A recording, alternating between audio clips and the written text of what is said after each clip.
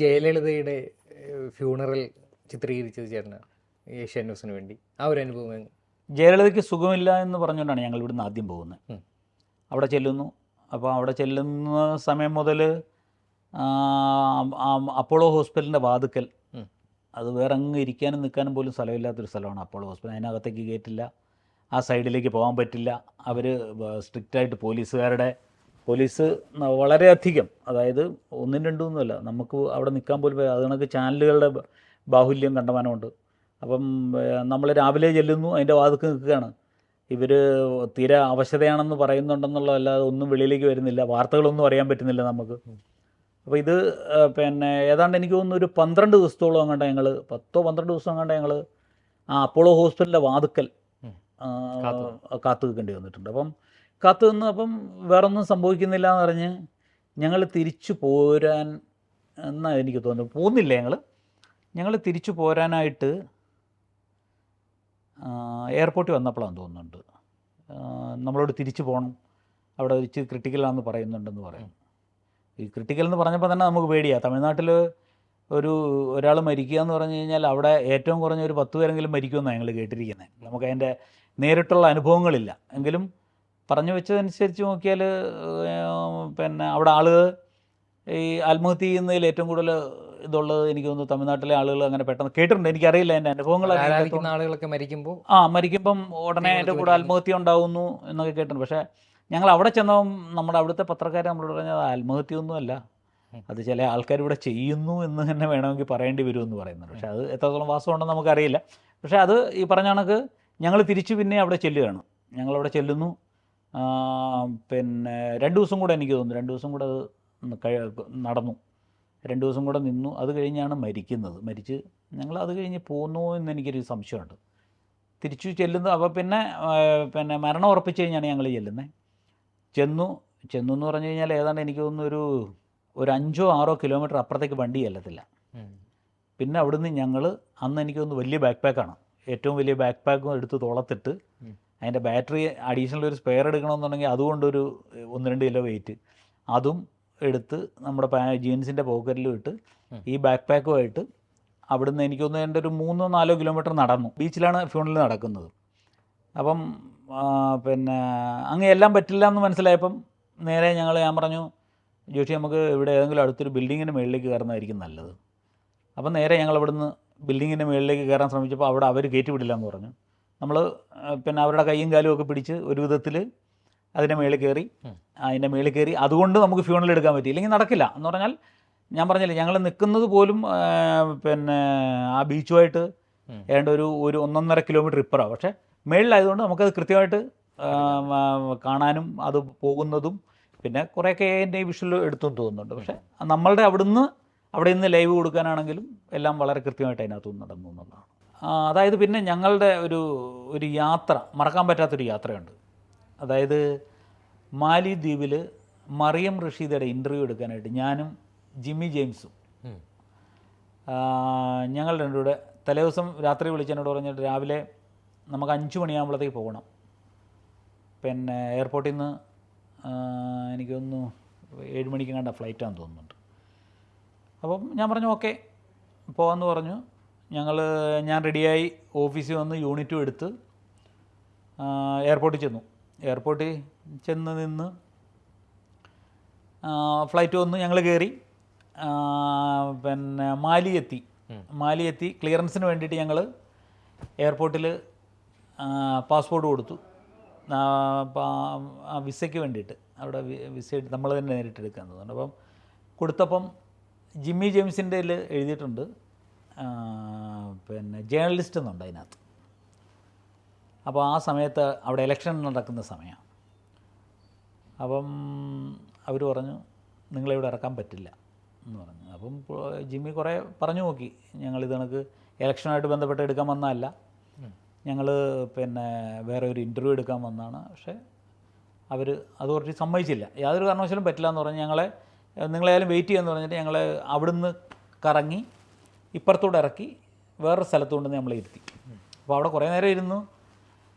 അപ്പോൾ ഞാൻ ജിമ്മിയോട് ചോദിച്ചു നടക്കൂടെ എന്ന് ചോദിച്ചു. പറഞ്ഞു എനിക്ക് തോന്നുന്നില്ല, ഇത് ഇവന്മാരൊന്നും അടുക്കുന്നില്ല, അപ്പോൾ അത് നടക്കുമെന്ന് എനിക്ക് തോന്നുന്നില്ല, പിന്നെ നമുക്ക് നോക്കാം എന്താണ് ഇവർ പറയുന്നതെന്നുള്ളത് നോക്കാമെന്ന് പറഞ്ഞിരുന്നു.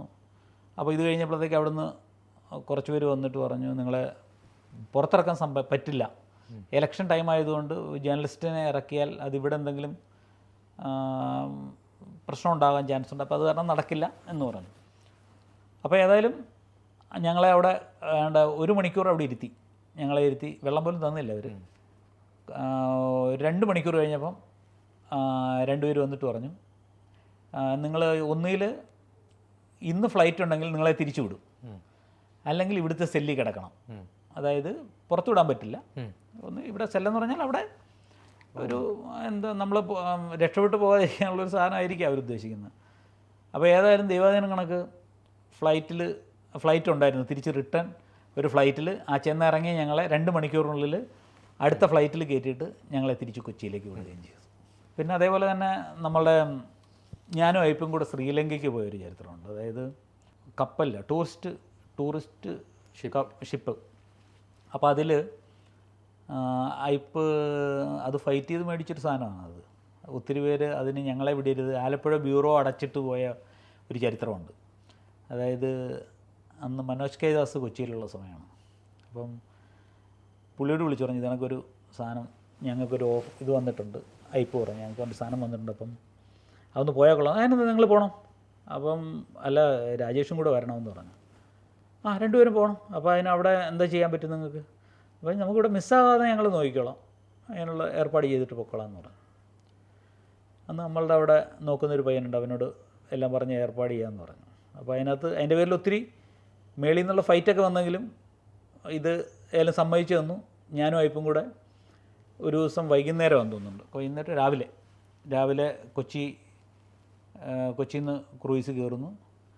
അവിടുന്ന് ശ്രീലങ്കയിൽ ചെന്നിറങ്ങുന്നു. അവിടെ നമുക്ക് 2 മണിക്കൂർ അവിടെ ഹാൾട്ട്, അത്രേ ഉള്ളൂ. 2 മണിക്കൂറിനുള്ളിൽ നമുക്ക് അവിടുന്ന് കണ്ടിട്ട് തിരിച്ചു വരിക എന്നുള്ളതാണ്. അപ്പോൾ ഈ ക്യാമറയായിട്ട് ഞാനും അയ്പും ഇറങ്ങുന്നു. അപ്പോൾ എന്നോട് പറഞ്ഞ് രേഷേട്ടാ നമുക്ക് ഒരു 3-4 സ്റ്റോറി തട്ടിക്കൂട്ടണമെന്ന് പറഞ്ഞു. അപ്പോൾ ഞങ്ങൾ അതായത് ചെന്ന് നമുക്ക് കാണുമ്പം കൊള്ളാമെന്ന് തോന്നുന്നതൊക്കെ ഞങ്ങൾ സ്റ്റോറിയാക്കി. അവിടുത്തെ ഓട്ടോ വരെ, സ്പെഷ്യൽ ഓട്ടോ വരെ, അതിനകത്ത് ആ ഓട്ടോ മാത്രമേ ഉള്ളൂ ഞങ്ങൾ സ്റ്റോറി ആക്കാതിരുന്നു. ബാക്കിയെല്ലാം, അതായത് എനിക്കൊന്ന് 6 സ്റ്റോറിയോളം ഞങ്ങൾ ചെയ്തു. അതായത് അവിടുത്തെ ബുദ്ധപ്രതിമകൾ, പിന്നെ അവിടുത്തെ എങ്ങനെ കറങ്ങിയാലും കാണുന്ന ഒരു പ്രതിമ, പിന്നെ അവിടുത്തെ ആനയുടെ കൊമ്പ്, വളരെ നീളമുള്ള കൊമ്പാണ്, അത് വെച്ചുള്ളൊരു സ്റ്റോറി. അപ്പോൾ ഞങ്ങളങ്ങനെ പറഞ്ഞ 6 സ്റ്റോറിയും ഒരു കേട്ടതും കണ്ടത്. എന്നാൽ NK രവീന്ദ്രൻ എന്ന് പറഞ്ഞ കോഴിക്കോട് റീജിയനിൽ പ്രോഗ്രാം ചെയ്യുന്ന NKയുടെ ഒരു പ്രോഗ്രാമുണ്ട്. അതിലേക്ക് ഒരു അരമണിക്കൂർ പ്രോഗ്രാം ഉൾപ്പെടെ ഞങ്ങൾ ചെയ്തിട്ടാണ് വന്നത്. അത് കൃത്യം പിന്നെ 2 മണിക്കൂറാണ് നമുക്ക് സമയം. 2 മണിക്കൂറിൽ നമ്മൾ തിരിച്ച് ഷിപ്പിൽ വരികയും ചെയ്യണം. ആ 2 മണിക്കൂർ കൊണ്ട് ഈ പറയുന്ന കണക്ക് 6 സ്റ്റോറിയും പിന്നെ ഒരു കേട്ടതും കണ്ടതും ചെയ്തിട്ടാണ് ഞങ്ങൾ അവിടെ നിന്ന് പോരുന്നത്. അതായത് നമ്മുടെ കൊച്ചിയിൽ നിന്ന് ഒരു പ്രോഗ്രാം ഷൂട്ട്, അതായത് നേവിയുടെ അരമണിക്കൂർ പ്രോഗ്രാം ചെയ്ത് നമുക്ക് കാണിക്കാനുള്ളതാണ്. അതായത് അരമണിക്കൂർ പ്രോഗ്രാം. അപ്പോൾ ഇതിന് വേണ്ടിയിട്ട് ഞങ്ങൾക്കൊരു സ്പീഡ് ബോട്ടിൽ ഞാൻ Prashanth Albert, sound engineer Joshi Kurian, ഇവരെല്ലാം കൂടെ ഞങ്ങൾ നേവിയുടെ ഒരു ഉദ്യോഗസ്ഥന്, ഇവിടുത്തെ ഏറ്റവും വലിയ ഉദ്യോഗസ്ഥൻ, ഞങ്ങളുമായിട്ട് സ്പീഡ് ബോട്ടിൽ പോവുകയാണ്. അത് നടുക്കടലിൽ പോകണം. നടുക്കടലിൽ പോയിട്ട് ജപ്പാൻ്റെ ഒരു കപ്പൽ അവിടെ പിടിച്ചിട്ടിട്ടുണ്ട്. അവിടെ ആ കപ്പലിൽ കയറി സെർച്ച് ചെയ്യുന്നതായിട്ടാണ്. അപ്പം ഞങ്ങൾ ഈ സ്പീഡ് ബോട്ടിൽ ഇവിടുന്ന് പോയി കുറേ ദൂരെ, ഇതൊന്നും എനിക്ക് കണക്കറിയില്ല എങ്കിൽ പോലും അങ്ങ് ദൂരെ ഒരു കപ്പൽ കിടപ്പുണ്ട്. നമ്മൾ ഇന്ന് നോക്കിക്കഴിഞ്ഞാൽ 2 തെങ്ങ് പൊക്കത്തിൽ ഒരു കപ്പൽ കിടപ്പുണ്ട്. അപ്പോൾ അതിനകത്താണ് ഇവർ നേവി ഉദ്യോഗസ്ഥന്മാർ കയറി പരിശോധന നടത്തുകയാണ്. അപ്പോൾ ഞാനവിടെ ചെന്ന് നിന്നപ്പോൾ എന്നോട് ഞാൻ പറഞ്ഞു നിങ്ങൾ കയറി വരുന്ന ഷോട്ട് എനിക്ക് വേണം. അപ്പോൾ ഞാൻ പക്ഷേ മേളിൽ കയറണം. ഇത് മേളിൽ കയറണമെങ്കിൽ കയറേണി കിടപ്പുണ്ട്. കയറേണി എന്ന് പറഞ്ഞാൽ ഈ സാധനം നമ്മുടെ ബോട്ട് വെള്ളത്തിൽ പൊങ്ങി വരുന്ന സമയത്ത് ആ ഏണിയിൽ പിടിച്ച് കയറണം.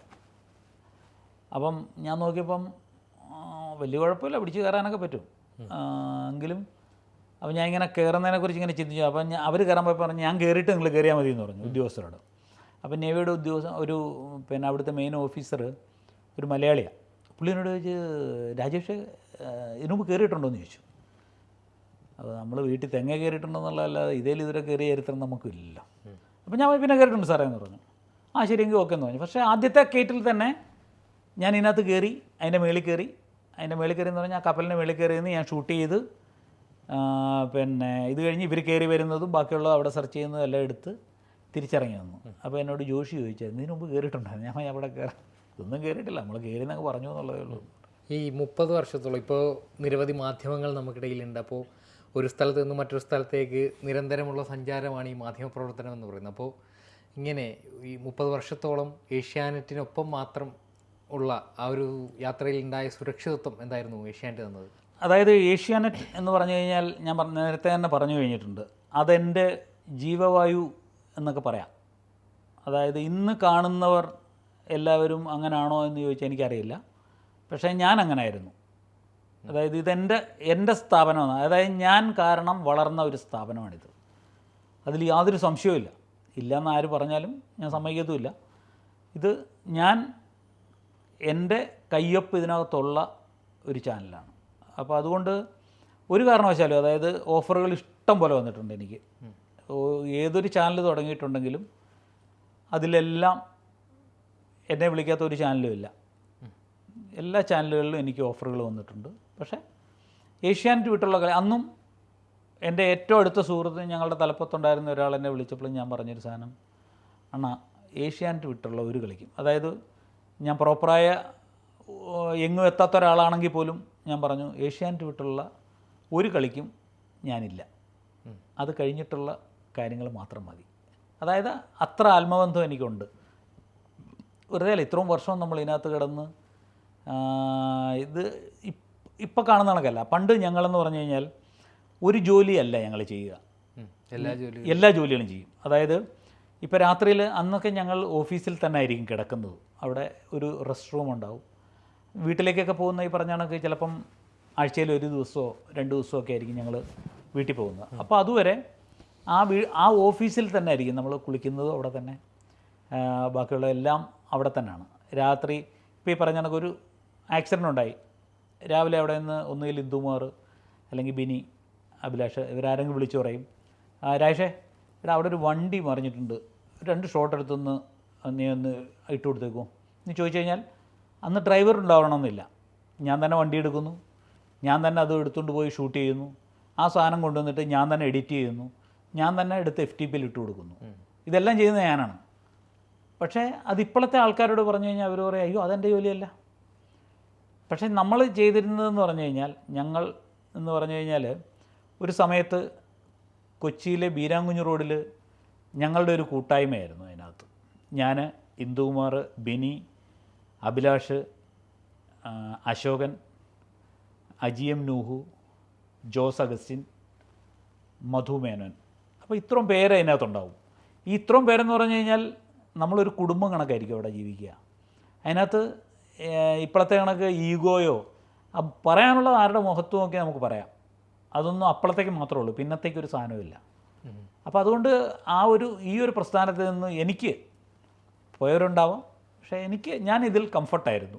അതുകൊണ്ട് യാതൊരു കാരണവശാലും ഇതിൽ നിന്ന് ചാടണമെന്നോ ഇതിൽ നിന്ന് മാറി ഒരു ഹയർ പോസ്റ്റിൽ പോകണമെന്നോ ഞാൻ ആഗ്രഹിച്ചിട്ടുമില്ല. ഇനി അങ്ങനെ ഒരു തോന്നലുകൾ നമുക്ക് വന്നിട്ടില്ല എന്നുള്ളത് തന്നെയാണ് എൻ്റെ ഒരു വലിയൊരു